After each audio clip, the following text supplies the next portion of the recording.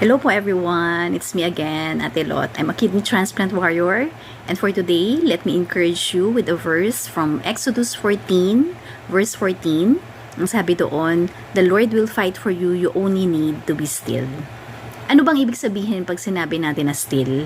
So pag sinabing still, ibig sabihin niya is, kailangan pumanatag tayo, kumalma tayo, i-relax natin yung sarili natin dahil alam natin na God is in control.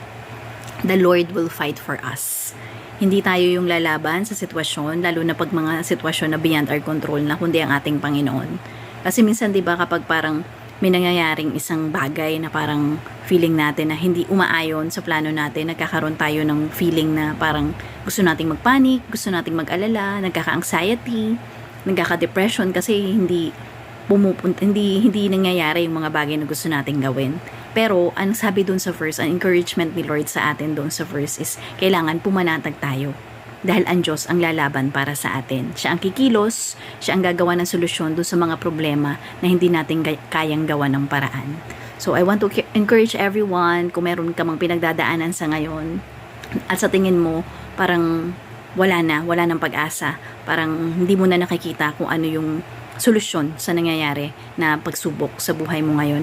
I want to encourage you with that verse na ang sabi ng Panginoon, kailangan panatag lang lagi yung loob natin.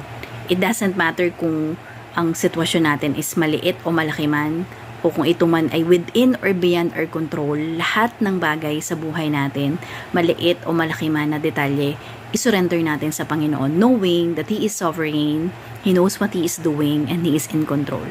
Alam niya yung the best para sa atin. Ang kailangan lang natin gawin, ang part lang natin, is pumanatag yung kalooban natin. Dahil alam natin, nakagaya ng isang anak, hawak tayo ni Lord.